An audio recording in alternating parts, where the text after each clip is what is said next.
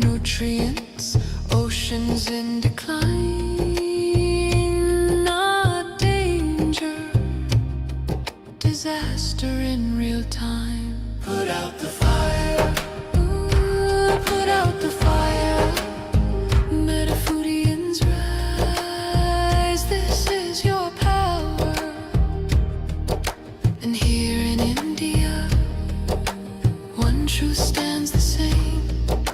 Milk is not just milk, dairy feeds the flame. Cows and methane, fields and forests turn to grain. Politics, culture, carbon, all wired to the same chain. Every cup of curd is heat in the air, every block of butter is a forest repair. It's not a small habit, it's a planetary affair. Put out the fire, put out the fire. Echoes and rise, this is our hour. Energy fixes half the hurt, Dr. Rao made that clear. But food fixes the other half, the half that's burning here. Change the plate, change the land, change the future's atmosphere. Put out the fire, put out the fire. Metafoodians unite, this is your choir. Every millet, every fruit, every sapseed, every bean is water on the wildfire of a world we've never seen. Every oil-free bite is a river turning clean. This is not perfection, it's direction. Not pressure, but protection. A week of choices can cool a generation. A company's courage can ignite a nation. Put out the fire, ooh, put out the fire. Echoes and rise, this is your hour. Metafoodians unite, Metafoodians ignite, sharing love in the metazone, light in the path to a cooler home. Put out the fire, ooh, put out the fire. Together we rise, together we inspire.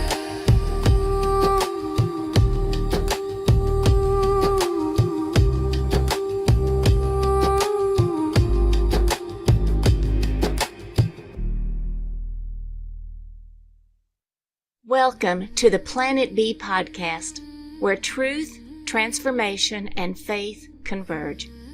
Join us as we flip the script on ecological despair, guided by Dr. Sailesh Rao's vision for a compassionate, rewilded vegan world. Let's begin the journey to the greatest transformation in human history.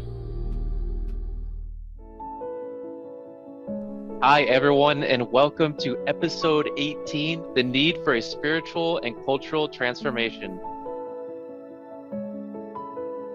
Dr. Rao, thanks for joining us once again. Thank you. If you don't mind, it'd be great to start with your opening quote by Carl Sagan. Yeah, Carl Sagan's quote. He said, "Science is not only compatible with spirituality, it is a profound source of spirituality." And so what I get from that quote is that when you pursue truth through science, you eventually begin to see that it aligns with the eternal truths that are, the ancient wisdom keepers have been telling us. Okay, so it's the same truth. You come to the same truth, no matter which way you arrive at it. So science becomes a profound source of spirituality because you begin to see the perfection of the system design that's nature. Very beautiful.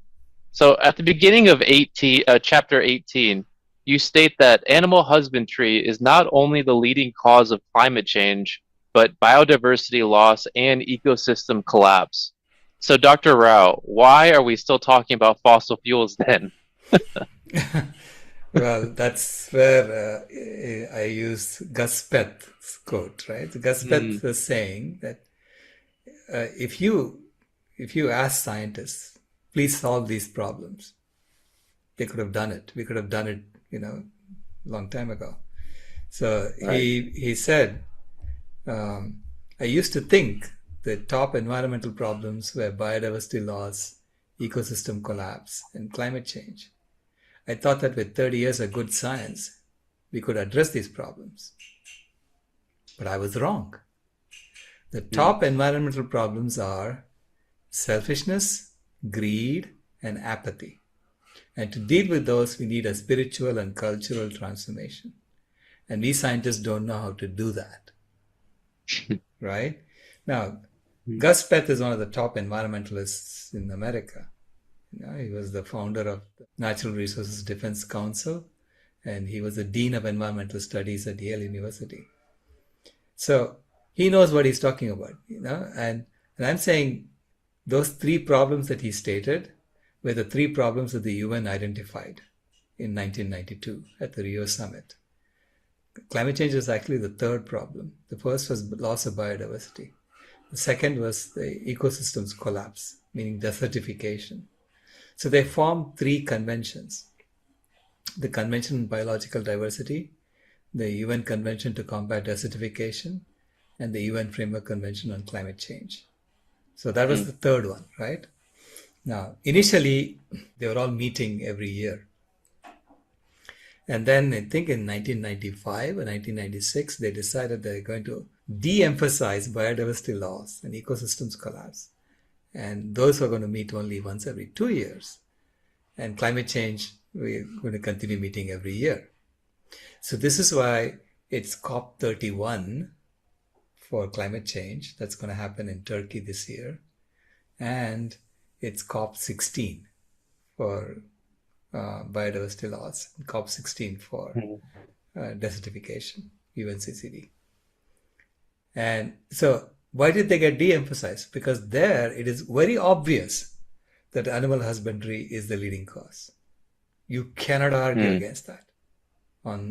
It's only in climate change you can kind of massage the data and make it look like fossil fuels. And that's what they were doing. It was just an elaborate deception, so to speak, because the entire system is based on deception. How do I persuade someone to, buy my story and therefore buy what I'm selling? That's the kind of system that we have created. And this is why it has to be a cultural transformation. We have to change how we deal with each other. No more of this deception. We are trying to solve common problems. You cannot have deception as the one that's running it, And, All right. once you realize that animal agriculture is the leading cause of all three of these problems, then it's a personal transformation that needs to happen, Hmm. right? We have to stop eating animals. And we have to do that, we have to understand that we really don't need to eat animals for Right. anything, okay? There also we were deceived into thinking you need to eat animals. All right. Which goes into the foundational myths. Correct, yeah. Yeah. When you talk about a spiritual and cultural transformation, it has to come from the people themselves and the people demanding that the system change to meet their new needs, right? Right. Right. And that was actually my next question. So in chapter 18, you state that the spiritual and cultural transformation must come from the people themselves. Yeah. So could you elaborate on that a little bit, please? Yeah, people have to want to do this themselves. It cannot be imposed on people. You cannot go around saying, you're not going to become a Buddha.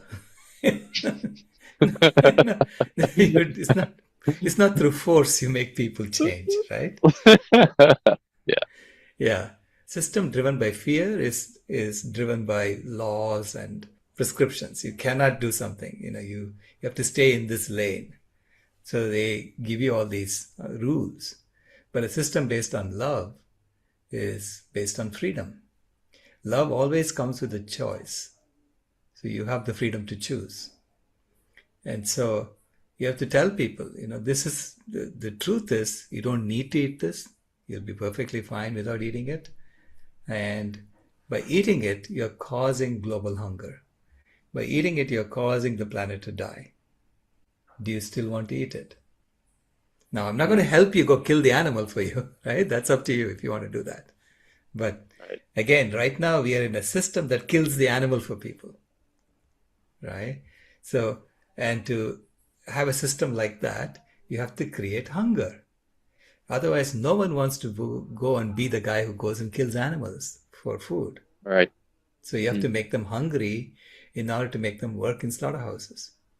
So the entire system is based on this myth that you have to eat animals in order to survive. All right. Right? Yeah. How does fear propel this planet A system and these myths? Fear, you begin by saying that you don't belong unless we tell you that you belong. And how do we tell you that you belong? Well, if you do something that we like, we'll give you some money. That allows you the help of others. Otherwise, you're saying if you don't have any money, you're totally dependent on others, and who's going to help you if you don't pay them? So everything is built on transactions in a system where by default, you don't have any money. All right. So by default, making sure that no one has money and then they have to depend on a social safety net that is not reliable, forces people to follow the rules and to stay in their lane, to go obey those who have money, right? You have to obey those who have money. And that's the fear. So the fear is created systematically with the money system that we have created, right? Now, it's a money system that we inherited. It's not something that we designed, in this generation. We inherited it, and our parents inherited it from their parents, who inherited it from their parents. So if you go back, you realize someone cooked this up in order to maintain their power, right? And it got propagated because there are those in power who wanted to maintain their power. Yep. So you have a system where there are billionaires, right, or millionaires, and those who have lots and lots of money, and who can pretty much say, I want this to happen, and it should happen to them, right? Yep. Even if it means bending the law. So this is why I wasn't surprised by when I found out that billionaires were going and exploiting little girls. Yeah. Because that's their fantasy, and they want to go and say, I have billions of dollars, so why can't I fulfill my fantasy, right? All right. And that's the kind of abuse that happens. And in a system in which we are routinely abusing the children of other species, we should expect our billionaires to start abusing the children of our own species. All right. So, Dr. Rao, do you feel that animal husbandry and the consumption of animals is at the core of this self-propagating fear that is created in the Planet A systems? Correct. It's one of the foundational fears that drives all the other fears, because you see it's an exploitative system, and as human beings, we look at animals and who are being exploited terribly and say, at least I'm better off than them. And we are taught that you need to exploit animals in order to get an essential macronutrient in your diet. And a lot of people believe that. So 90% of Americans in a survey believe that you have to eat animals in order to get protein. Without it, you're going to wither away and die, right? So this is why it's important for us as vegans to be healthy, to be a shining example of health. So we can bust that myth by example. Right.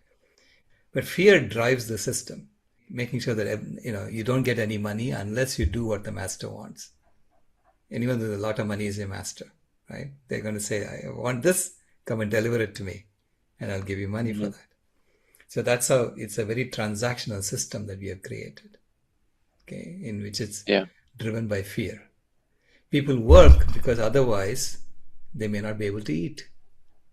And again, that hunger is manufactured hunger. There's plenty of food on the planet. Right. But that food is being initially fed to animals so that we create an artificial scarcity from a natural abundance. Right? And so by persuading people to eat animals, you're constantly creating that artificial scarcity. So there is plenty of hunger at the bottom always. So that you have plenty of workers who would do all the jobs that no one would do otherwise, like slaughterhouse work or mining, things like that no one would do.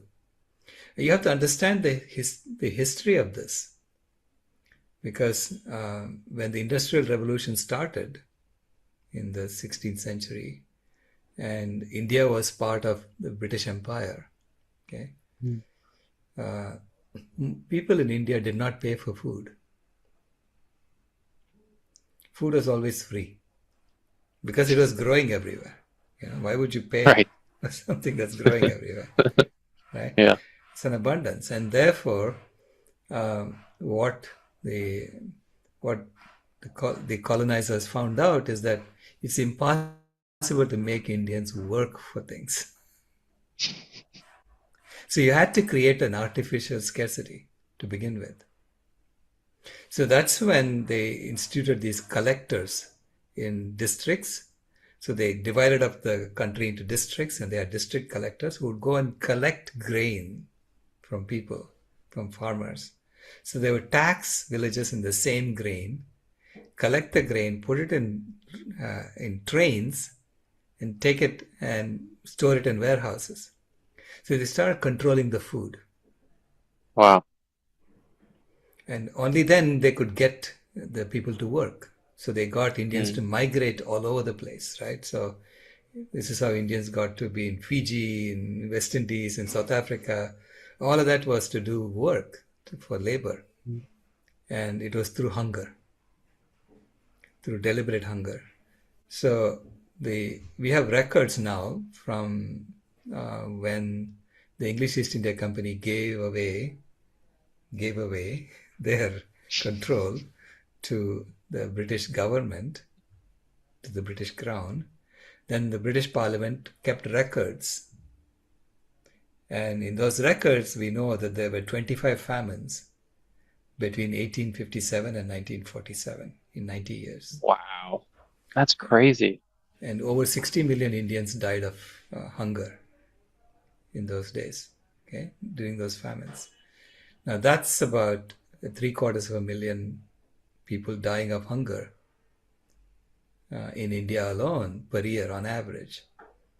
Today, 9 million people die of hunger-related causes worldwide. So it is the same system. It's just disguised through animal agriculture. Animal agriculture is the means by which scarcity is created on the planet. Okay? And so bizarre. It is. It's actually very systemic, right? So I look at it as a system. So this is how the system induces labor. Okay, it forces you to get up and say, I have to work. Right? Because otherwise you could say, I want to paint. Or I want to sing. I want to dance. Because I have plenty to eat. Maybe even take a nap. Yeah, right. Yeah. Right. But then you're not serving the master, right? So that's the problem that the master faces. Yeah. And this goes right into the next question. So in chapter 18, you state that systems based on fear are dictated from the top down, but systems based on love are originated from the bottom up through conscious choices. Correct. So could you just share a bit more about that, please? Yeah, system based on fear they have to force you to do things, because otherwise, it's obviously, if there is fear in the system, you know, you're inducing fear in the system, then there are a lot of people who are doing things that they would not want to do Right. otherwise, right? That's why there is fear, because you have to force people to do things. Yeah. A system based on love is from the bottom up, where people know that they're secure, but they have to volunteer to do something. And why would they do something? Because it needs to be done. There's a necessity for something to happen. Okay? And you then ask people, would you like to help with this? Would you like to help with this? Because we know it needs to get done. If it doesn't get done, the community suffers. Right. So there is that, it's a love-based motivation. Because I want to help the community, and that's why I want to do something. Right? As opposed to, because if it was, I have to do this in order to help this one guy, not just help, just to pamper him, no one would do it, right? No one would do that. No. This is why I don't think I would. they create a system of fear. Right. Those with power try to create a system of fear so that they maintain their power and they maintain and this is where they're always lacking something, because they need it. They feel that need, right? And so that's the fear that's taken to the extreme. So you have to somehow convince them, come along, nothing is going to happen to you. You'll be fine in a love-based system that we are creating. So how does this spiritual and cultural transformation happen from a systems perspective? Because even today we talked a lot about how this Planet A is a fear-driven approach.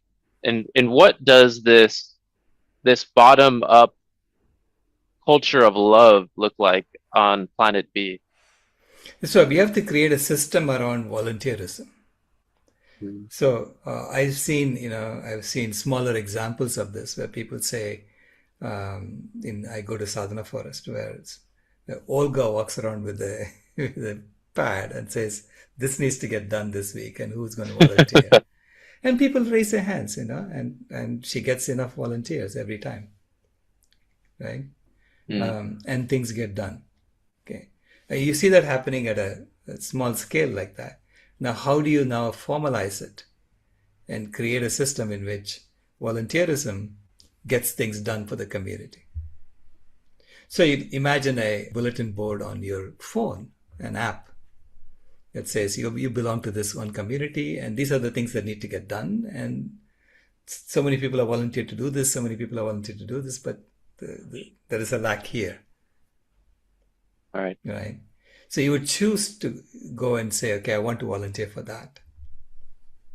And if the community has lots of tasks not getting done, that community is not functioning well. Right?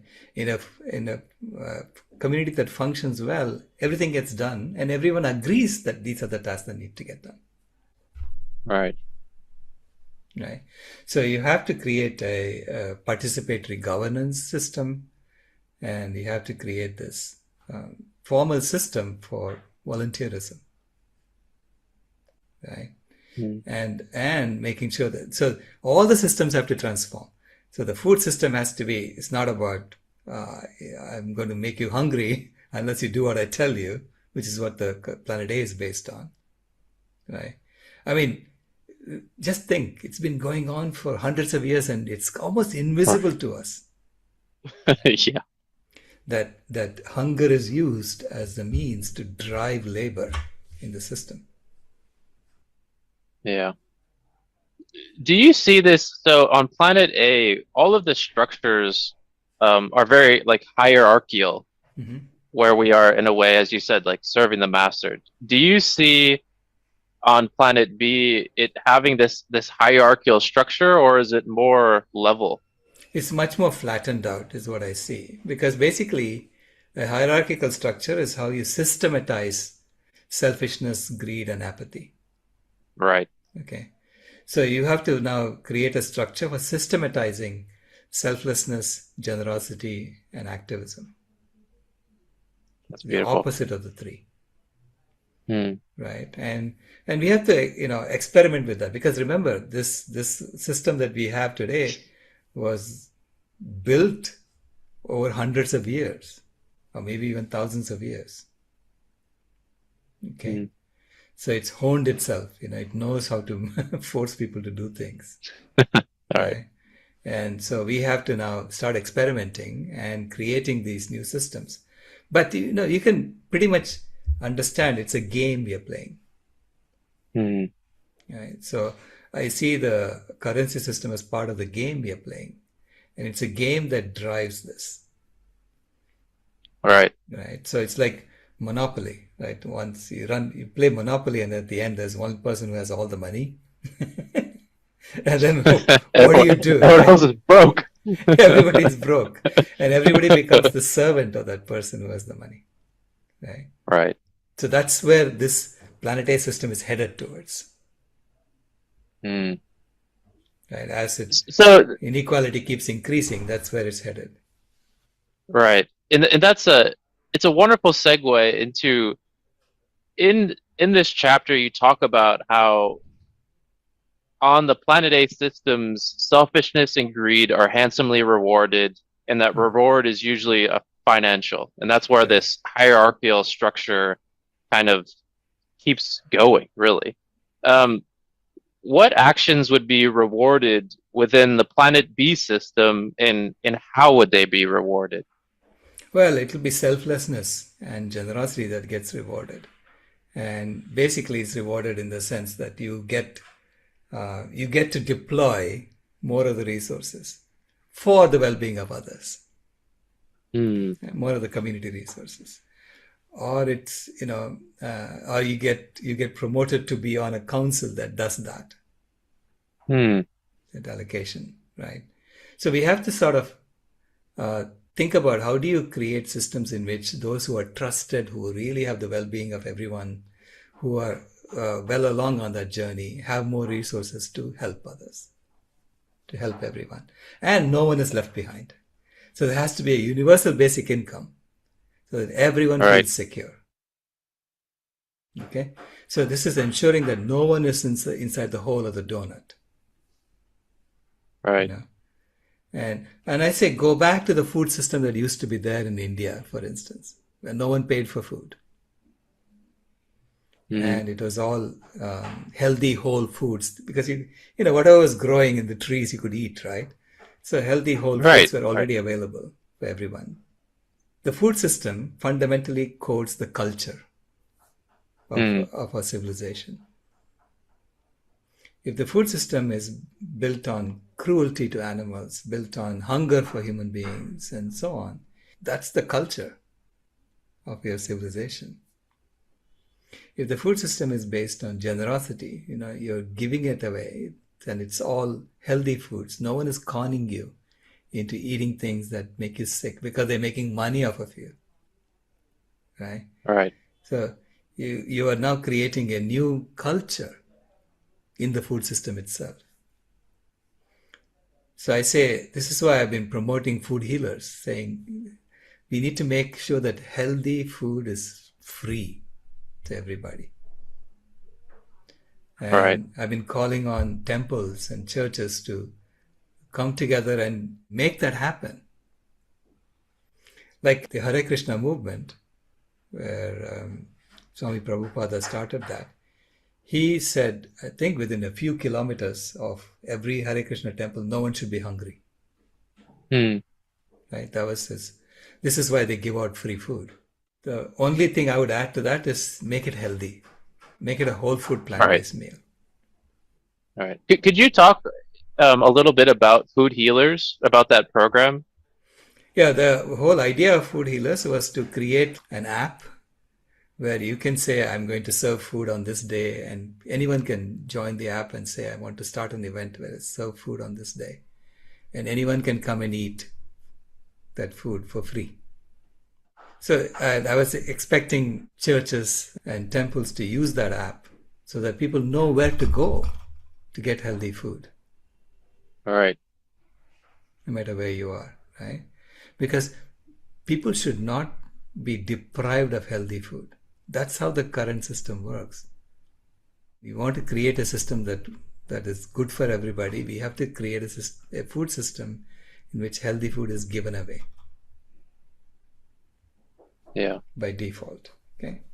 Now, there are a lot of temples, like recently there was a temple in Ayodhya, and the government passed a rule saying within a 15-kilometer radius of that temple, no one is allowed to eat meat and fish and eggs. Only vegetarian is allowed, meaning dairy is allowed, but not meat, right? Mm-hmm. So it's a ban. They put a ban on the sale of food items in a 15-kilometer radius of the temple. So that's a Planet A style approach of trying to impose something. I said instead, the temple should be offering free, healthy vegan food within a 15-kilometer radius. Right. How do you do that? Well, you cook food in the temple, you cook food and you serve it away in community centers within the 15-kilometer radius. Right? And you say it comes from the temple, from those who have been donating to the temple. The temple gets a lot of donations. And rather than using it to buy gold jewelry for the gods, I say, please just buy food and cook food and give it away, right? Right. That would please God more than having jewelry put on a statue. Amen. So true. Yeah. So, Dr. Rao, so as we wrap up this episode, could you share some of the other projects that Climate Healers is working on that are bringing forth this spiritual and cultural transformation that we would like to implement on Planet B? Yeah, there are several initiatives that need to happen within the system transformation. One is, of course, the food system has to be transformed, the education system has to be transformed, the economic system has to be transformed, the currency system has to be transformed. It's everything. It's a whole system transformation that needs to happen. The purpose of humanity needs to be transformed. So we'll go into that in each of the next few chapters. I'm going to be talking about the values that need to be transformed. Again, the values come from the game we are playing. So the money game becomes the most important game that we need to transform. And so we are working on all aspects of this because, and this is why I'm really busy, But again, we need a lot of expert help in each of these. I know what needs to be done. So I can say these are the things that need to be done. But in each of the areas, I need experts to come along and help.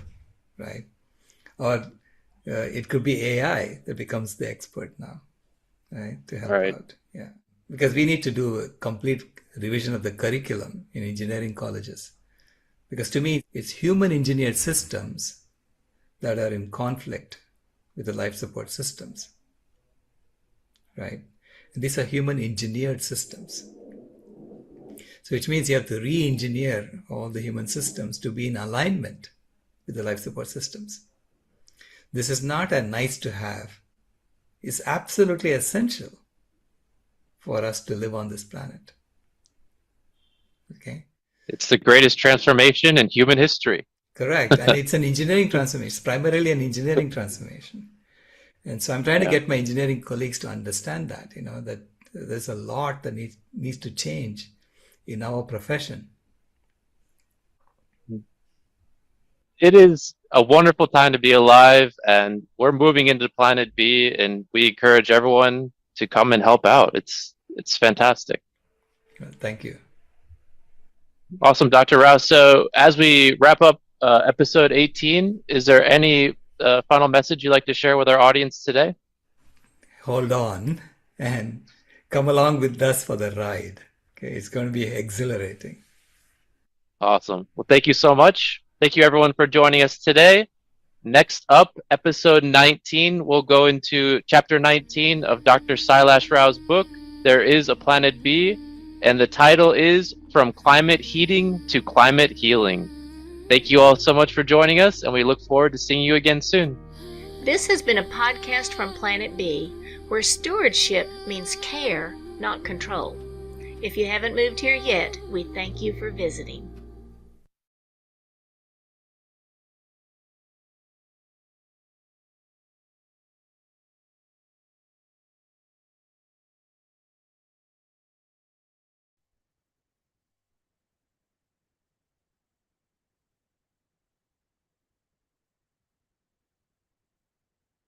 Go ahead, Brittany. So I have two questions since this is a two-part title. Sorry. I was trying to look at the title and I was on the wrong page.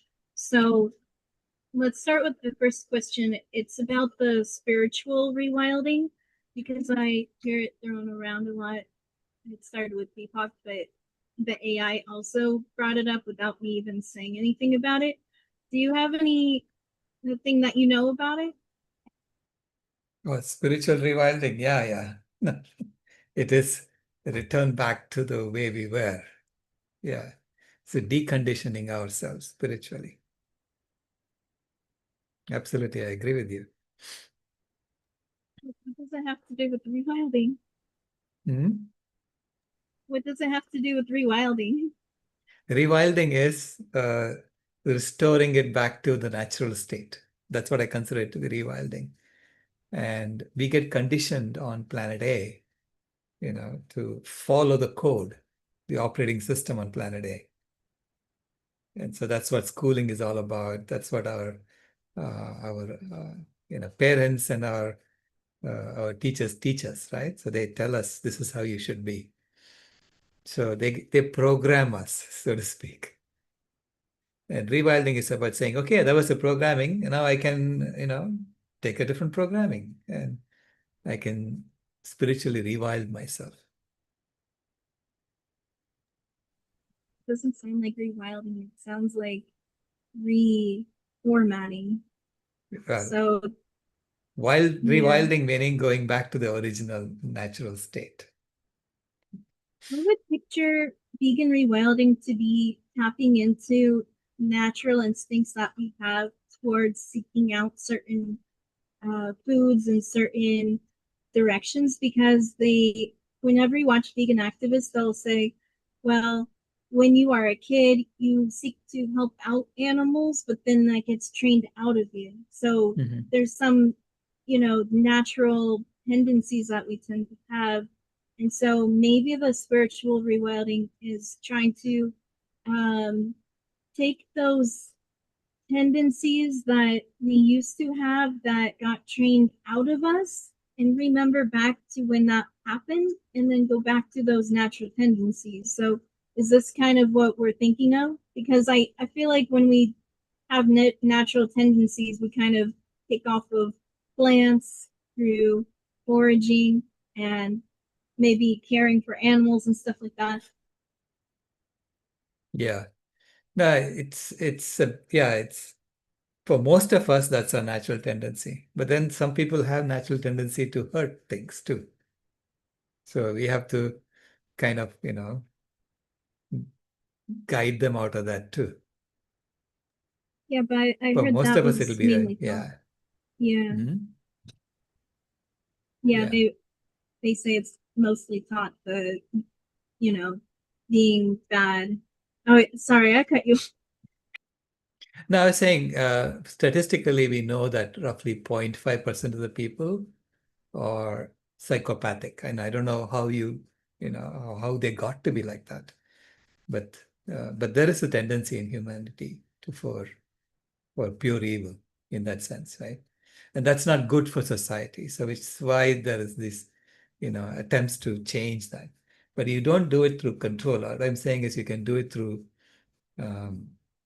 love, through educating them and having them come along, right? Yeah, I'm not so sure I'm going to believe the statistics after seeing all your podcast episodes where, what you think you see is not it. Like, it could be Right. carnism that, the people eat animal products or their parents did and all that. You Right. never know. Maybe it'll be Yeah. much different when they're not in a violent world with all the carnism. Absolutely. Yeah, Absolutely. I'll perfect. Go now. Great. Thank you, Brittany. Rebecca? Thank you, Dr. Rao. I love this chapter. I think it helps explain a lot of underlying things like the fear that people have. And I was thinking about the people that I know who don't have health care and those that do, and the dramatic difference that makes in their lives. Mhm. And then, of course, helping feed people that are homeless, that don't have places and they're walking around. There is such dramatic differences, but one of the ways that we see in Planet A of solving things is to have universal health care. And that's, I think that relieves people's fear. Then they can do things and relax and be more safe. But with food, I don't see how we can say everybody gets food, right? It has to be more of a community effort. Is that correct? Could you talk a little bit about how we can do that? Yeah, we live in, we live in America, which is the land of plenty. There's so plenty of food. It's just it's not the right kind of food. Most people have access to food, but they're all being funneled towards eating bad food. That's not good for them, right? So the food healers' idea is to have access to healthy food, because I claim that access to healthy food is the basic human right. It's not access to food, access to healthy food. And we are kind of, misled. So this is why everybody is hungry, even those who have lots of money and who have access to plenty of food. They're also nutritionally hungry.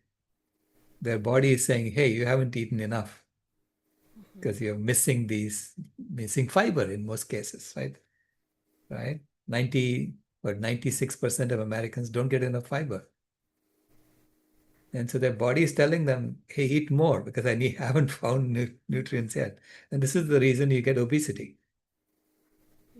You're eating natural food, food that's good for us. You don't overeat and you will be stuffed, at the right time, and everything will work fine. And you slim down to the right size and, Yay, that's right? what I want. Right. So it's that we have been misled into eating the wrong foods, and that's why we have all these pathologies in the human body. Now, the same way we have pathologies in the whole system. Right. Yeah. And I guess the subsidies would help us move to Planet B if they moved from the meat, dairy, and eggs to the fruits and vegetables. Correct. We have to have the intention to transform as opposed to clinging to Planet A, clinging to the current system. And in healthcare is saying it doesn't matter what you eat, we'll take care of you. Ah. Right? That's what that contract is with society. Mm-hmm. Society is saying, okay, just go ahead and carry on. We'll deal with it later, right? We'll take care of you. So when healthcare disappears, then it's like society saying, no, we're not going to take care of you. You're on your own. And at that point, people have a lot of fear because they know these things are coming, okay? Or they have to get better, but they don't have access to healthy food. So how do you do this? This is why we did a documentary called They're Trying to Kill Us, right? Which is pointing out that this is normal for a segment of the population already. This is already normal. In fact, my granddaughter's tribe, I had gone to visit them, when she was quite young, and they're in the south of Phoenix. And their governor told me, whatever is happening to us, because they get diabetes by the age of 10, they get amputations by the age of 30. Their life expectancy is in the 50s. Okay, so, and they all have to live close to a dialysis clinic. So there are like 6 dialysis clinics in the tribe, in the reservation. Okay, and they try to live close to that. And so he is saying, they try it out on us, and they're going to do it on you. So whatever we are facing, you will face 20 years later. If we let this continue, that's the way it's going to go. Okay? And so this is why it's time for us to change the operating system, change to Planet B. Absolutely. Thank you. Yeah.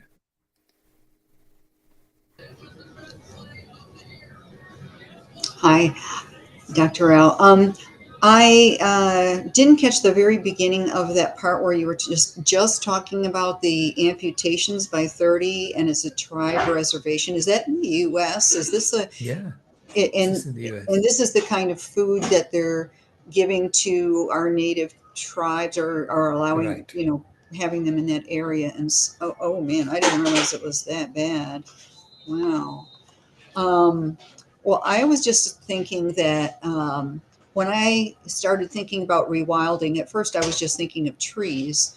And then I started thinking, after we talked more, I started thinking about the underbrush and the flowers and the butterflies and the wildlife. And it just gives you endorphins. It's like when you start imagining what our world could be like again, and you've seen it before. Like I saw a lot more beauty when when I was young, and so that's when I get excited. And so I thought, well, that fits in with the spirituality thing. It's like it really does make you feel better when you think, oh, I'm going to be creating that and bringing all that back the way it should be. It's yeah, so I like that. Plus, I'm going to just tell you that I have been doing 3 sun salutations every morning. Wow. It's like, it's like your influence has rubbed off.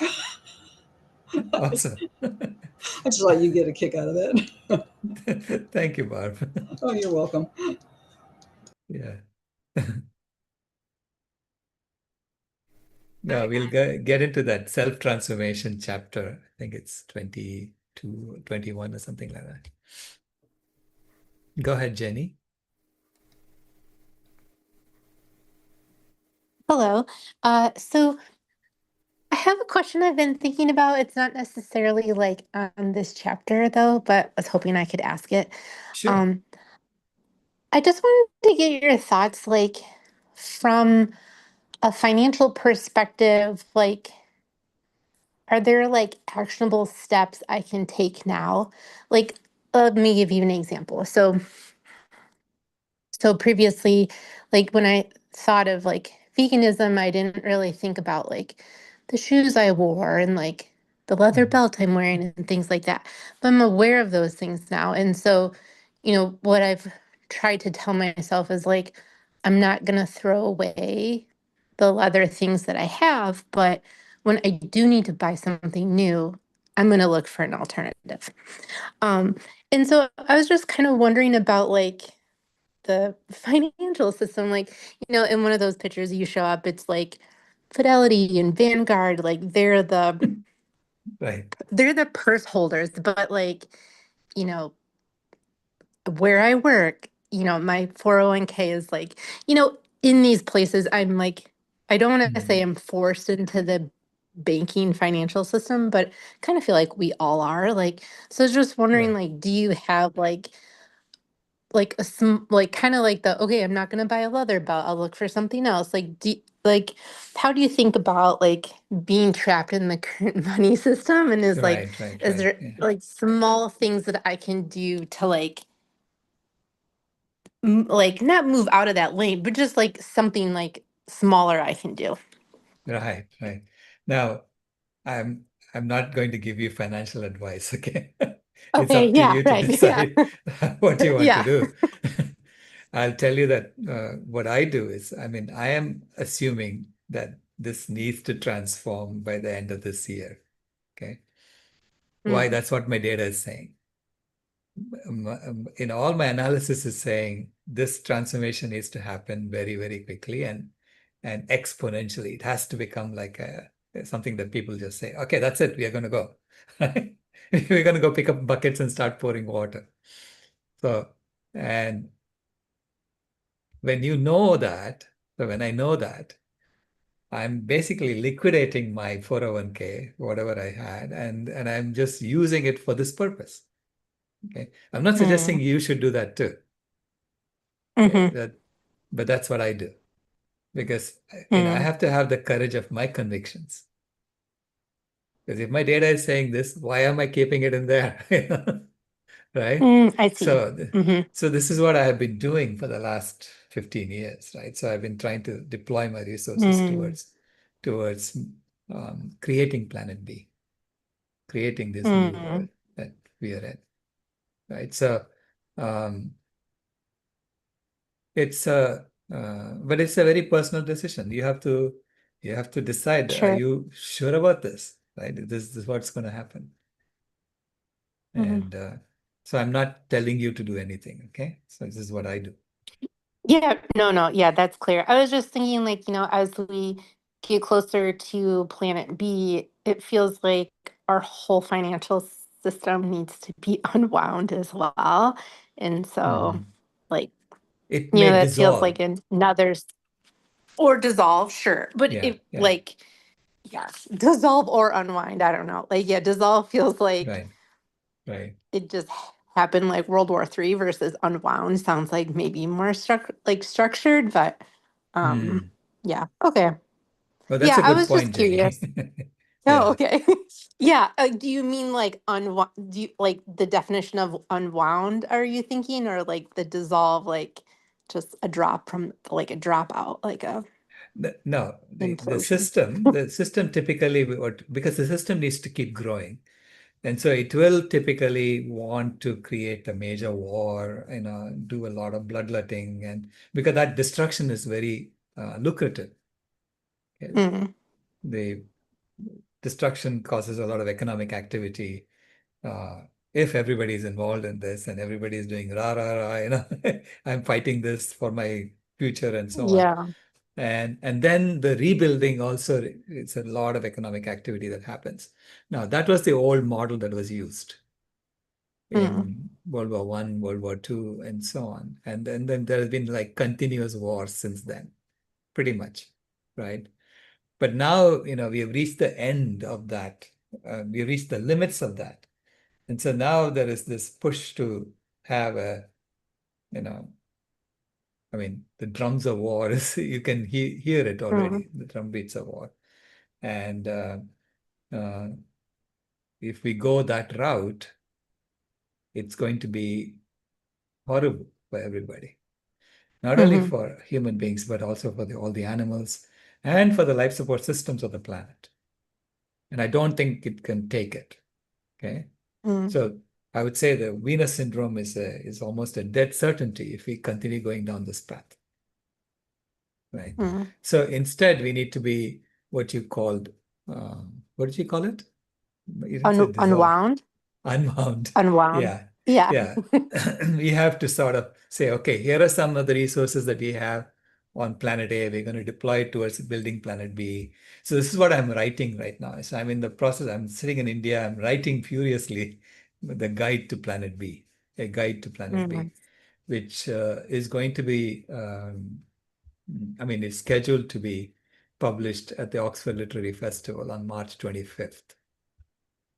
Oh, that's very soon. Yeah, yeah, As yeah. in a month. Oh, So, okay. so I'm doing this morning and night, and during the day, I'm sitting there furiously typing away. Yeah.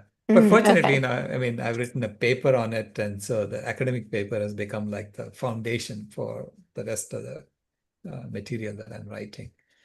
And it's also working out to be around 30 chapters. So it's very crazy how Oh, it's, yeah. And so anyway, that's okay. the idea, to create this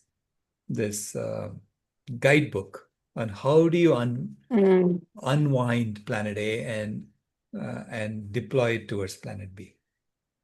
yeah, right. Okay. Okay. Well, I'll be, yeah, like, I guess this 30-day series will be over, but yeah, I'm assuming you'll maybe like send out an email once it's published or something. So Yeah, we're going to it'll publish be, it on yeah. as Spotify podcasts, and Mm. then also on YouTube, like roughly 2 episodes per week type of thing.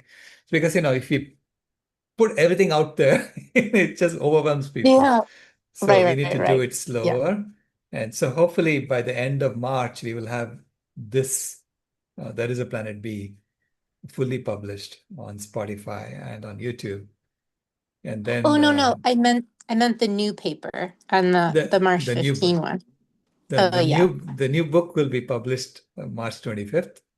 Uh, Oh, okay. yeah, if I'm hopefully it will be published on March 25th. That's my goal Okay. anyway. And then we will probably, do something similar with that book because it also has 30 Oh, chapters. yeah, that'd be great. Okay. Okay, Yeah. cool. Thank So you. because I want people to come along, to Planet B, so I'm also giving talks in engineering colleges. I'm targeting engineering colleges because I need a lot of engineers to be involved in this Mm. and putting together the details of this operating system of Planet B. Yeah, definitely. Great. Thank you so much. My pleasure. Rebecca? Okay, a long time ago, I thought about the volunteerism that you had talked about and thought, well, how are we going to get people to do the roofing? How are we going to get people to do the hard jobs, the jobs that nobody Right. wants?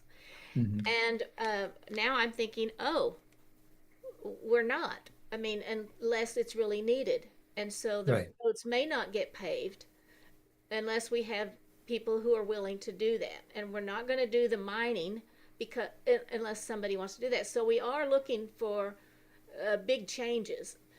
And and so I want you to talk a little bit about that. And then I'm thinking, okay, well, wouldn't that mean maybe I need to save my money, build a bunker, grab everything I can because it's going to get bumpy and I don't want to go into that direction. Right.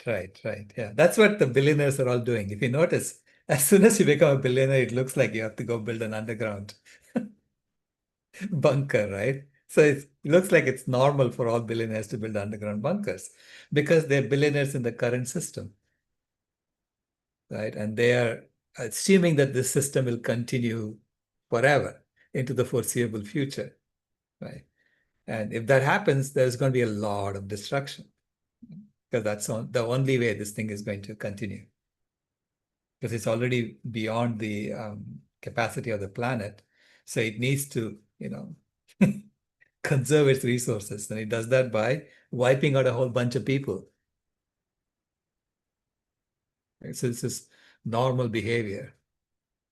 Um, so this is what, this is how I look at, that's the lens through which I'm looking at the current things that are happening in the world, current events in the world, because it's a planet A, which is becoming unsustainable. And therefore it has to figure out how to shake off the excess.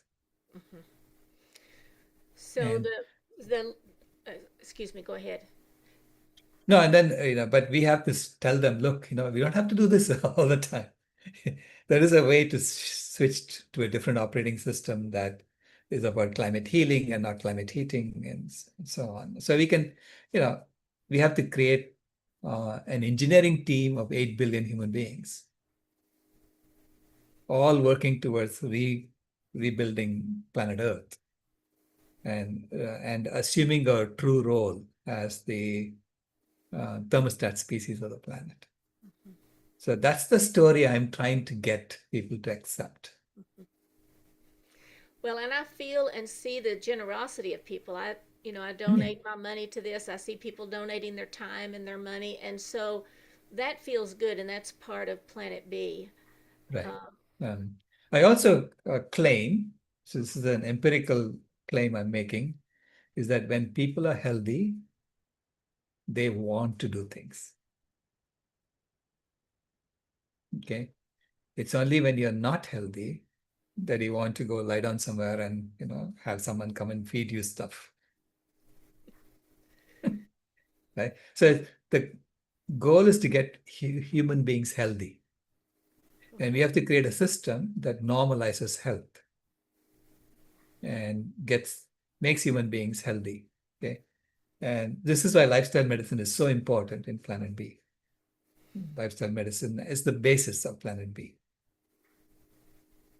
Beautiful. I hadn't heard that, but of course, that makes sense. Yeah, Yeah. because that's what the lifestyle medicine doctors are wanting to do. They want to keep people healthy. It's preventive medicine. It is, and once people are healthy, I've seen, like, Ken, 90-year-old. Yes.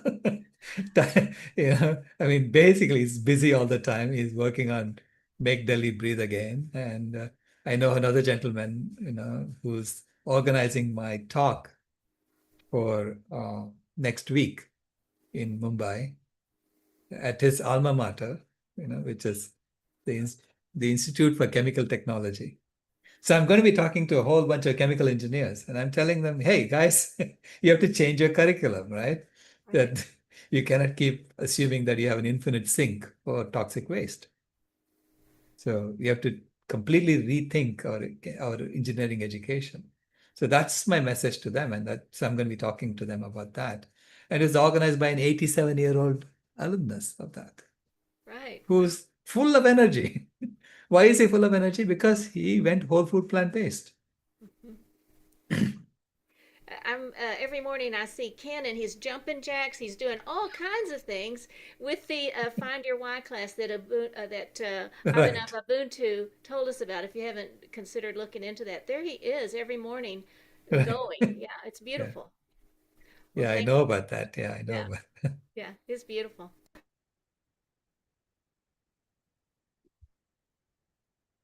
Willow. Yes, I have a question and also an observation. Um, my observation is that I'm focusing and accessing information about, veganism within the food system. And I I see groups of folks that are so fearful because of their body condition, medical issues, and so many medication. And it seems that if we, as the vegan message is being spread, those are the folks that are jumping in and actually starting to reverse their condition through vegan food. Mhm. Um, uh, I'm a little concerned about trying to understand and explain the phrase that says that um, we can we can have all the protein and calcium that our body needs with plant food, uh, and Mhm. then it says as long as we eat enough of it. And I'm always concerned about putting that simply because, as it is, food is not available to the people that we're trying to reach. Mhm. Um, should I continue to say that, or is it that my reply would be whole foods, vegan food is so healthy and gives you so much vitality that in fact it is not difficult to eat enough of it in order to get the calcium and the protein. Um, Yeah. but I'm just a little worried about that statement. As long as you eat enough of it, then you don't need to worry about calcium and protein. Can you reply on your thoughts on that? Yeah, sure. I'm actually quoting Dr. McDougall when I say that. If you go to the McDougallFoundation.org, he's got the 4 deadly dietary deceptions on the website. So, and he ought to know because he's treated like tens of thousands of people. Unfortunately, he's passed on now, but let me put the link to his website. So McDougallFoundation.org, the statement he makes in the protein deception. So the 4 deadly dietary deceptions, deadly dietary deception, protein. Okay.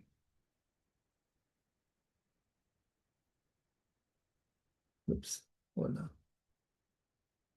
Read more. Let me share and show you.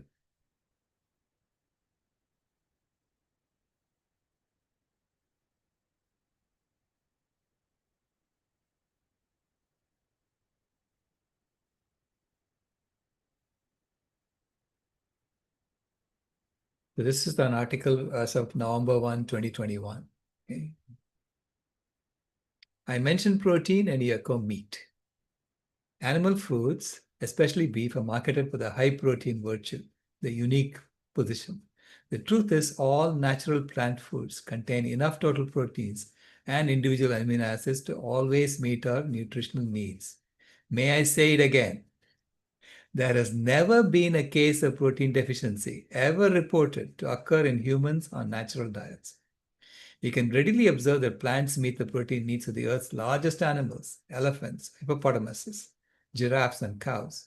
You'd be correct to deduce that the protein needs of much smaller humans can easily be met by corn, potatoes, rice, and/or wheat. The World Health Organization recommends that men and women obtain 5% of their calories as protein. Remember, WHO is saying 5%. When people talk about protein deficiencies in America, they're talking about the USDA recommendation of 30%. How the heck did the USDA come up with 30%? Because 8 of their 9 dietary recommendation panel they come from the industry. It's highly corrupt. So anyway, WHO recommends that men and women obtain 5% of their calories as protein. Human breast milk, the proper food for us during our time of most rapid growth, is only 5% protein. When measured in grams, an active man requires 38 grams, a woman 29 grams. Rice alone will provide 71 grams of highly usable protein. White potatoes will provide 64 grams daily. Our requirements for protein are so small that this nutrient should never be considered in planning a diet for people or the planet. That's Dr. John McDougall. And he's the doctor who helped me on my path to health. Okay? And so I stand by what he's saying. I think he knows what he's saying. Yes, I recall now, and I'll try to remember the elephant example. I've always loved that one. It's like they're not having any problems. Right. So another question I have, I just heard you say 90 million people die of hunger every year in the 9 world. million. 9 million. 9 million? Yeah. Oh, okay. Well, because I came across a number, 200 million, and I'm confused if it's 200 million die from hunger, or is it the 200 million that die from other forms like poverty and diseases not related to food? No, the official statistics, which again, we now know a lot of the official statistics are suspect, but the official statistic is that 60 million people die every year.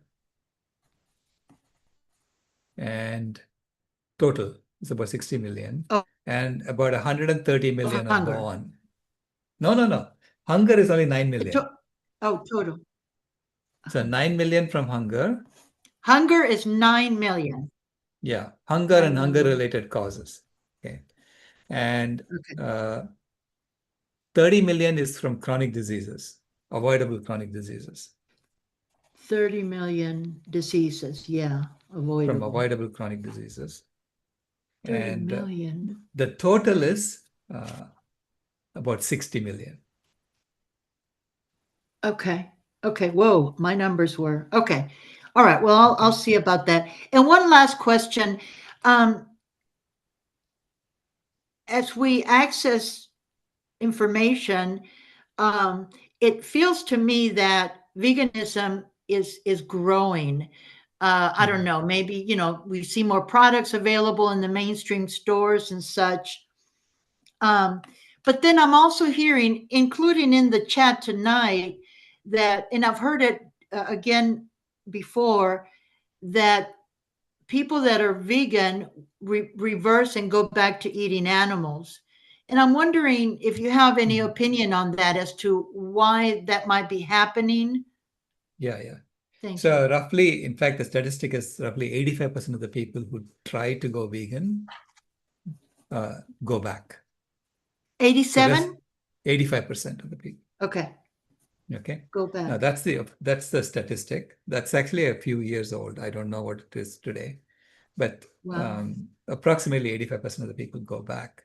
Now, why do they do that? They get social pressure, okay, from their friends and family saying, don't stray, come back. I got a lot of it, right? When I went vegan, a cousin of mine said, come on, you've eaten this before, so take some. And I was saying, dude, don't you understand? I'm not doing that anymore. Anyway, and some people, they don't have the um, conviction to oppose social pressure. Okay. Okay. Social pressure. It takes a certain amount of courage, a certain amount of willingness to stay out, get out of the crowd to oppose social pressure, to withstand social pressure. And a lot of people don't have it. It's okay, but that's the way we are. This is why we are a herd Yeah. species that goes along with the herd. If everybody was willing to, stray from the herd would, I mean, the species may have died off too. Right? So, Yeah. yeah. So that's normal. I know I complain a lot that I have to prepare all of my food that I eat because I can't go out and be social with others because there is absolutely very little to nothing to eat. So I expect that might have something to do with it. And Right. just as I'm trying to get folks to leave the meat out of this institution, I'm wondering if my argument should mean, don't worry about the fact that you're not going to teach people to eat cooked meat because they will have plenty of meat that they can eat on their own. That's their own choice. But it doesn't mean that we need to stop trying to influence the institutions to change. So one other thing is that I never can find the number of vegans on the planet. Can you give me a number? Is there a Yeah. way to even know who are the stable, ongoing vegans in the planet, maybe in the past 5 years or so? Yeah, there is a survey done by Statista that's Uh-huh. available, but you have to pay for it. Okay. So it's behind a paywall, and they are saying 280 million people are 280 vegan. million. Now, I claim that, I mean, I looked at their numbers, and and I say that some of what they're saying is suspect. So I don't know how good their data is. So Yeah. so I'm correcting it, and I'm saying it's roughly 200 million. Okay, based on my knowledge Yeah. and what Statista is saying. Okay. Yeah. Now, since I found some holes in Statista's work, there may be other holes that other people will find, and hopefully some of the holes are in the right direction. Some of them are in the wrong direction. So, Yeah. this is messy, right? Yeah. So Well, I'd say yeah. roughly 200 million is what you can assume right now. Okay. Now it's being suppressed. So when you look at the Google search statistics, you will notice that you see an exponential growth up to 2019, and then you see it kind of, stabilizing and maybe even coming down since then. And because the industry went on an offensive Yeah. to suppress the movement. Okay. Yeah. Now, the industry went on an offensive to suppress the movement, and simultaneously, the industry and the governments and all the officials did nothing to address the root causes Mm. for why people were going vegan in the first place. They did Yeah. not address the health issues. They did not address the environmental issues. They did not address the spiritual issues. I mean, none of them were addressed. Mhm. So they are basically trying to suppress the symptoms. Yes, of course, trying to stop the growth of veganism. Correct. But Yeah. they did nothing to address the root causes. which means they are basically sitting on a volcano. They're bottling up a volcano, in my opinion. And so I am trying to tap into that volcano and saying, hey, let's let's just open the cap. Yeah. Right. And I want to I want this industry to just collapse. I don't care about the industry. Right. I'm trying to create a new operating system for humanity so that we can all come along and create a world that's thriving for everybody. Yeah. Okay? Thank you, Dr. Rao. My pleasure. My pleasure. And I see it as fun, I mean, they're trying to suppress a volcano. What the heck are they trying to do? Because if that exponential growth had continued, by 2026, we would be there. Yeah. And of course, the industry doesn't want that.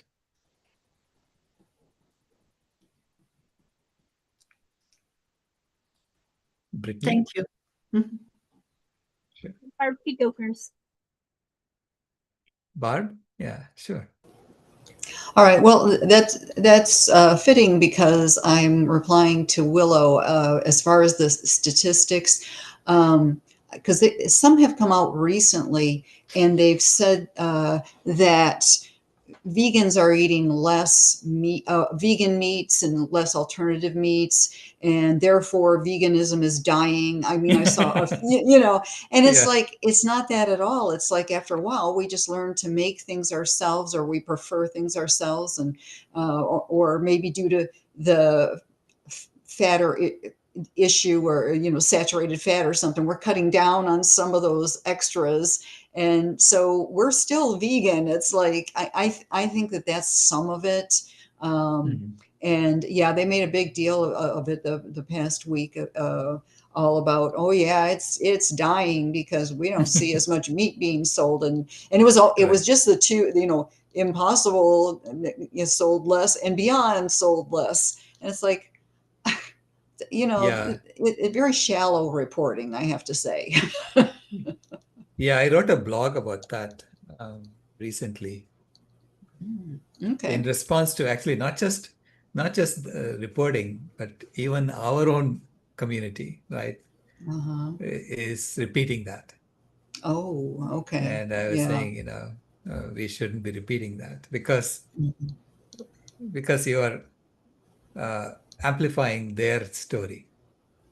Right. And I think we're going to get a lot of the people who have left, they'll start coming back after a while, I think, and especially as we roll along with our system, I think they'll join in, Yeah.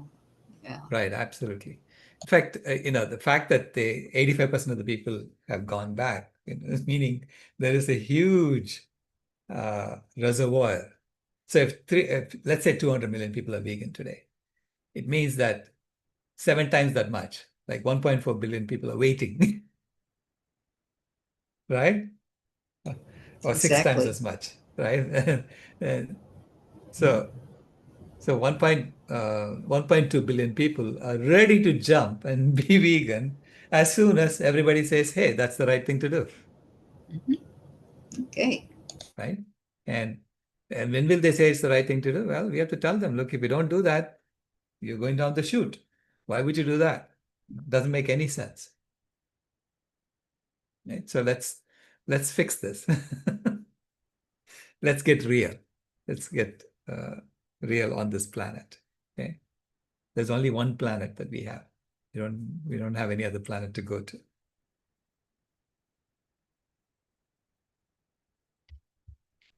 Thank you.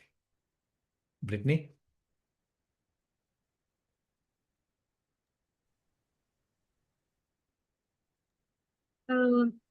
It was talking about your book, I don't know why it always skips to the next page, and your chapters are so short that goes to the next chapter. But it talks about the cultural transformation, and so what I've done a lot of is trying to show people what is part of their culture for food, because I really believe that that is going to uh, help people go uh, in a vegan direction, because people usually say, well, it's not in my culture. But then if I could say, what about this, this, and this, then they start to reconsider that. And most people want to connect with their culture. So I was thinking it's probably not, when I looked at the food for people's culture, I started to see a pattern where most of the cultures of the world were plant-based at one time, except for a few exceptions. So for the most part, I don't, it seems like instead of a cultural transformation, it might be more like a cultural reclamation of, That's a good. going back to, Thank you, Brittany. what was you there? You're welcome. Yeah, that's the right way to put it. Cultural reclamation, not a transformation. Because basically, most indigenous cultures in tropical countries, places where lots of people are currently living, were plant-based. Why? Because it's easy. Why would you go chase after an animal and kill the animal and cook it when the food is right there in front of your eyes? So it's easier for us to just eat it straight out of the tree. And so base food like in India, I know that the base food is fundamentally vegan. Fundamentally whole foods, plant-based vegan. This is why we are literally going back to the way we used to eat. And going back to the way or adopting the way that villagers eat today. Okay? Even the villagers, I mean, I was working with villagers in India and in Rajasthan and in Orissa, and their food is whole food plant-based. That's what they eat. Okay, and because that's what they can afford. And they milk the cow and they sell the milk to make money. So that's their only source of income. They're not eating the cow, they're not eating the milk, drinking the milk or making cheese out of it or whatever. It's the people in the cities who are doing that.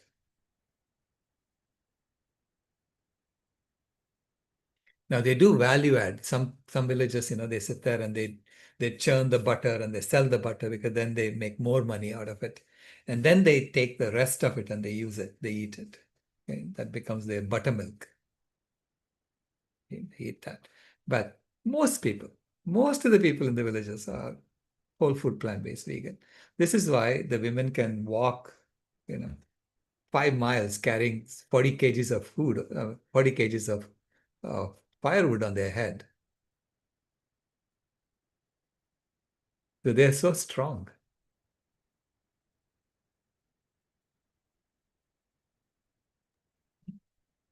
Yeah, cultural reclamation. Thank you, Brittany. I'm going to use that with your permission. Yeah, I put on my website, I made an exception where for anything that's vegan, I don't need credit, just run with it. Run with it, Share yeah. as much as possible. Yeah. No, it is a cultural reclamation. It's really going back to, because we got colonized out of it. Right? We were told, whatever you're doing is inferior to whatever we are doing. This is the colonial story is that right? Everything you're doing has to change and match whatever we are doing. Now, that's not obviously not optimum for everybody because you've come to a different place. And now we have to put everything on the table and figure out what is optimum for all of us.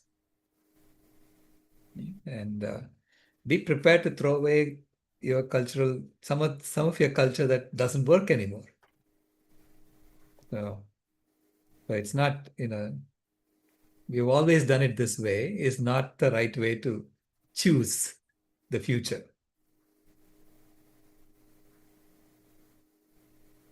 So the only culture that I've seen that had It's about mostly animal products in their history up until recently is Mongolia. That's the only one that kind of bucked the trend. And even then, they have some sort of vegan direction that's been suppressed. But Yeah. it's kind of been the opposite, where they ate a lot of animal products and then went everywhere. And then because of the power struggles, then they got invaded. So Right. due to the animal agriculture, so that's only one. But with most of the other ones, it's just most of the um, most of the history has been plant-based, except for up until recently, mainly the past 100 years. Yeah. Yeah. Rebecca? I wanted to call your attention to a question from Michael in the chat, and there's Okay. another one he also wrote up a little bit above that.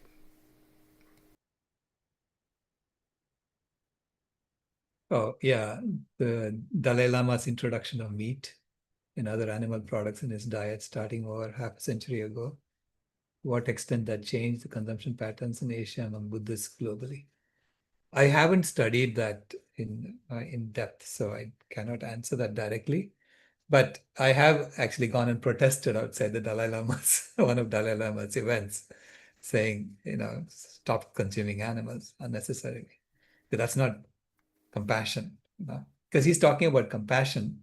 You can't be eating animals like that unnecessarily. Now, he claims his doctor is telling him to eat it. I said, well, I'm happy to fund a whole food plant-based doctor for the Dalai Lama. Okay? So change your doctor. Right. Okay, now the other one was about industries. Do you see that question from Michael, Dr. Rao? I think you may have touched on this, but to summarize, let's see, what is it? In which ways have industries gone offensive to suppress the vegan movement? Do we have any evidence of this, or is this just soft evidence, something that we just feel like? No. That's hard evidence. Jane Willis Mitchell has reported on it on Unchained TV, and I think, she has talked to someone who's seen it, it's like a warehouse full of monitors and people sitting there and directing people to go and respond to vegan posts on social media. So if you see you put a vegan post, a post that about veganism, and you see someone coming and attacking it, trust me, it's not. It is systematic.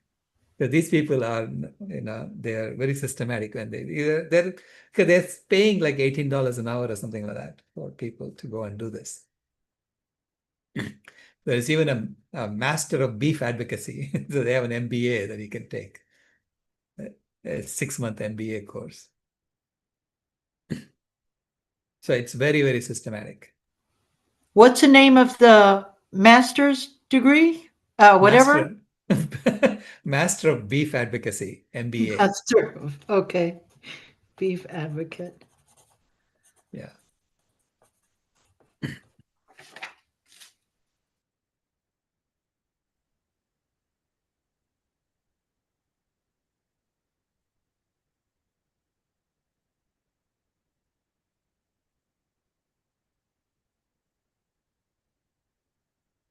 Okay, Michael has another question in the chat, it looks like. Do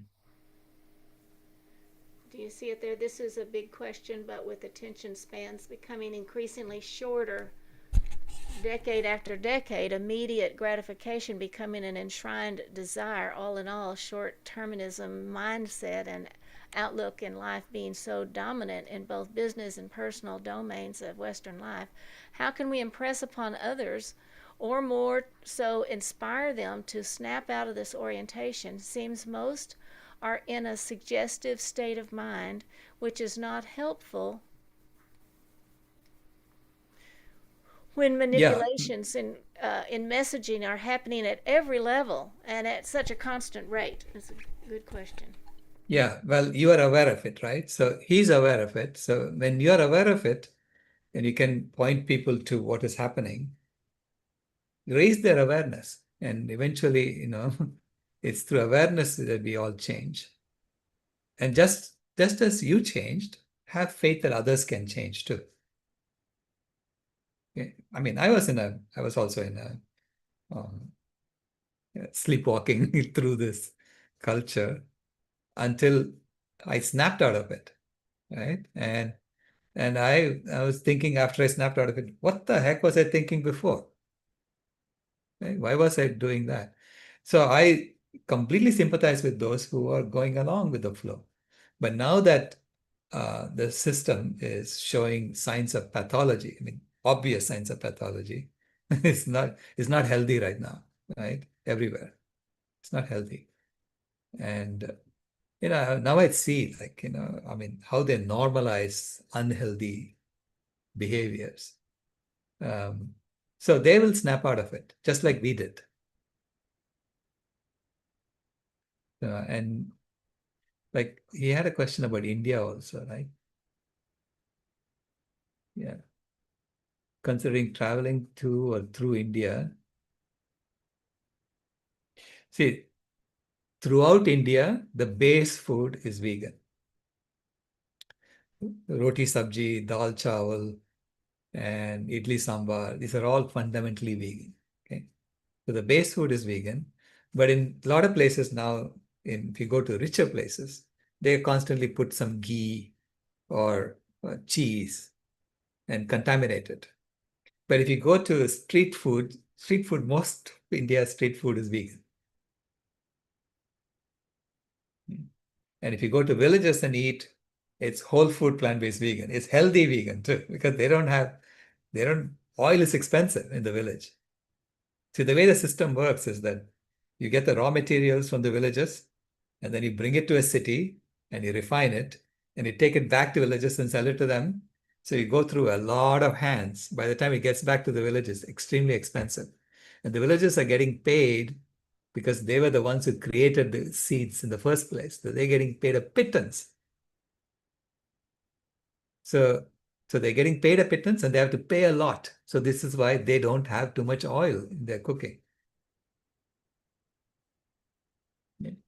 So mostly whole food, plant-based throughout, if they go to the villages of India. And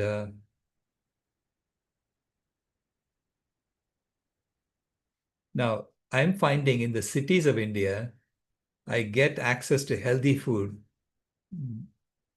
much easier than in the US. So I've subscribed to a meal service. So I'm sitting here writing my book and someone brings food to me every evening. Okay. And it's delicious. And I don't know what she's bringing every day. It's something different. And it costs me like $5 for the meal. So I have one meal a day. Okay. And the rest is just fruits and things. One big meal a day and comes around 5 o'clock in the evening, and it's all whole food plant-based. So I'm bursting, I've got plenty of energy to write this book.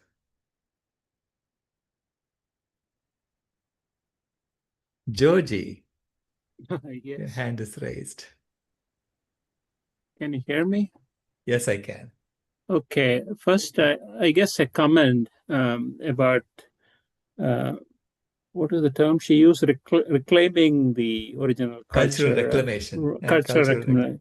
Yeah. So, and she mentioned Mongolia as being, maybe non-vegan to begin with. And I think probably the people who live in the Arctic regions, because they, relied on whales and things like that, and they couldn't grow anything, they were probably non-vegan for a long time. Right. Then I have two questions. The first one is sort of a follow-up to what I think Jenny asked, and you said you expect things to happen very quickly this year. Mhm. So the question is, what if things don't quite come together this year? Are we upon the Venus syndrome, as you as you put it. Mhm. That's the First that is the question. first question. Do you want me to go with the second Yeah. question? Now, the Venus syndrome, the probability is increasing, okay, year after year as we continue this planet age system. The probability keeps increasing. And we have identified something like 22 different loops that are potentially going in the wrong direction. Okay. But we won't know if they have gone past the point of no return until we try pulling them back. And so this is why it's and I think the people in the UN are aware of it. A lot of people who are aware of it, that this is happening. And now, when will they do this seriously is the question, right? When will they start implementing a Planet B style solution? Now, first of all, we need to do a good job of propagating this, telling people that there is a good news story. Okay. And that's the first step. I'm trying to do a better job of that. You know, Jamin and I are working on a potential big press conference that we can have with lots of press invited to talk about this. Now, Jamin has resources. He has done this once before. He did it for marijuana, and he was incredibly successful. He made marijuana, you know, he was responsible for making marijuana legal. Yes. Okay. And so he and I are working on something. So we'll see. Hopefully around the same time as the book release for A Guide to Planet B, we're going to do something like that. And then we are planning, you know, to do a full court press at COP31, which is in Antalya, Turkey, in November. So we are trying to get a Planet B booth. So we'll definitely have a Planet B booth in the green zone. It's we'll see if we can get a Planet B booth in the blue zone as well. And so because there was a planetary science booth in the blue zone this year in COP30, which was basically highlighting the problem. And I'm saying we are done with highlighting the problem. We know there's a problem. You know, we have to highlight the solution to that problem. And that's the idea behind the Planet B booth. So we're going to try and apply for that. And we're going to fundraise for that. And, you know. So we are building, you know, we are creating momentum, a crescendo to happen. Okay. So, and I know that the probability is getting worse and worse. Yeah, and the second question is kind of related to that, and it comes from Gus Pett's quote, right, in today's chapter. When I read that, we need a spiritual and cultural transformation, and we scientists don't know how to do that. Right. And that's something, and it confirms, you know, something that I've suspected for a long time. And I would even add political to that spiritual and cultural transformation. So I guess the Correct. question is, you know, do we have any spiritual, cultural, political folks leading the, you know, move towards Planet B? Because scientists and engineers, we are, you know, we are nerdy about numbers and not necessarily about influencing people and winning hearts and minds, that sort of thing. Right, yeah. Now, my response to him saying scientists don't know how to do that is that I'm an engineer, I'm not a scientist. So, and I know that there are systems that I can work on because I know that it's the system that's driving selfishness, greed, and apathy. Okay. The system is promoting it. The system is rewarding it, rewarding selfishness and greed and promoting apathy. You know, basically all this advertising is about promoting apathy in people. And I know that as a systems engineer, I know how to create systems that would promote selflessness and generosity and activism. And that I'm going to work on. And that's how I started working on this. Because I saw Gus Pett's quote something like 15 years ago. He made that statement in a radio interview on BBC Radio 4. Yeah. But So you since, do. Sorry, go ahead. Complete here. No, I was saying, yeah, there is an engineering component to it. there's also a political component to it. There's a spiritual component to it and all that, So I model myself on, I want to do something like what Satishan did for the Delhi Metro. Okay. I don't know if you know that story, Satishan. You mean Sridharan? Oh, Sridharan. Yeah, right, That's right. Yeah. Sridharan did for Delhi Metro. Yeah. I think you related the story during this VCOP, right? Sometime. Right. You said There's a whole politics. report about it from the Japanese, the Japanese funders of the Delhi Metro. The Japanese International Cooperation Bank or something like that, JICA. They wrote a report about it. It's a 40, 50-page report explaining the processes that Sridharan used to make that happen. And how it was important for him to get the political support for doing it his way. Right. Okay. But he was focused just on the engineering aspect of it, but he had political support. And because of that, he was able to accomplish that incredibly fast. Yeah. I think, I like what you mentioned a couple of days before about doing something with the mayor or something, but right, some vegan initiative with the mayor, but I guess it has to rise up for that. That's a beginning, I guess, right? Because right. It's political clout that kind of flipped the food pyramid right now, for example, right? And you need a corresponding or larger political clout to flip it back again. Right. Yeah. There is actually a lawsuit that PCRM is filing against the inverted food pyramid, and they've already filed it. And basically saying that it is illegal to have a committee with 8 out of 9 people from the industry. It's illegal. Apparently, they had already passed the law about it in the 90s. And BCRM had already filed a lawsuit in the 90s, and they had won the lawsuit. So, of course, the Trump administration doesn't believe in following the law. It's like it's a free-for-all. So anyway, they filed a lawsuit. We'll see what happens with that. But at least it's shining a light on it. And everybody is examining the inverted pyramid now. Everybody is saying this is highly corrupt and so on. So that is coming out.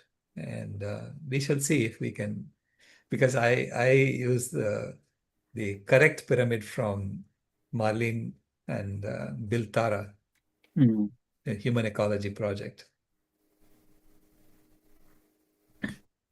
Okay, thanks. Sure thing. Dr. Rao, do you have time for our last question before we go to animations? Sure. It's in the chat. I just posted it from Michael. Okay. Well, I don't see it now. You posted it, You did well. Oh, sorry.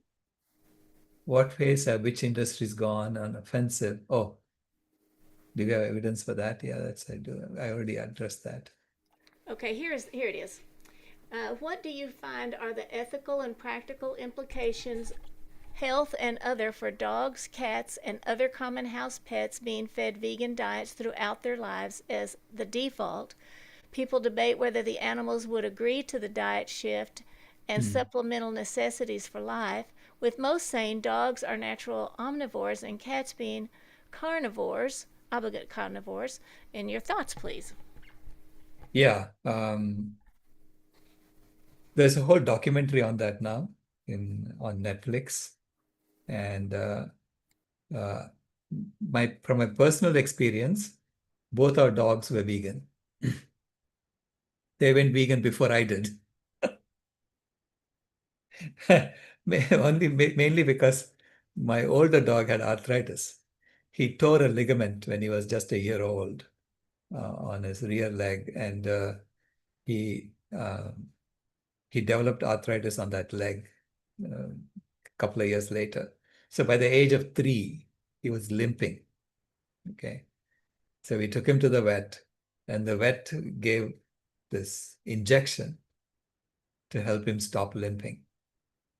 And so that injection had to be repeated every week. We were sticking him with a needle, and I started researching. And this was like 2003 time frame, well before I went vegan. Or whenever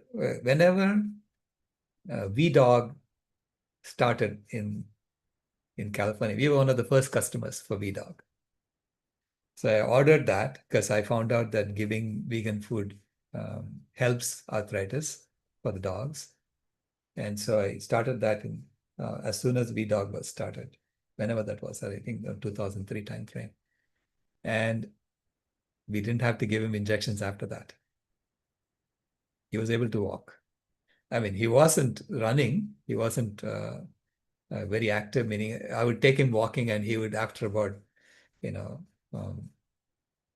a few hundred yards, he would say, let's go back. And he would turn around himself and pull me back.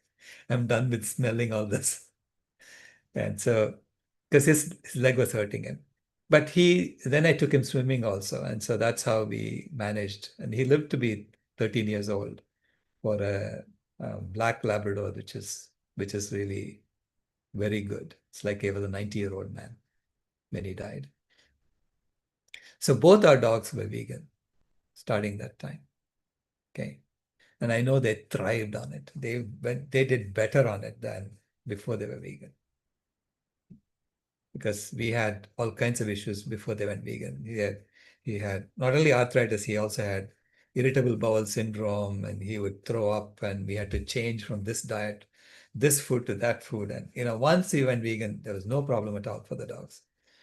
Now, for cats, they have found a way to create taurine, the kind of amino acid that you don't get mostly in plant foods.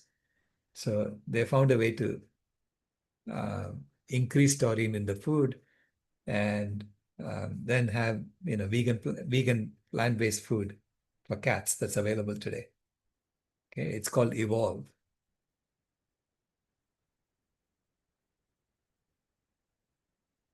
Evolve cat foods.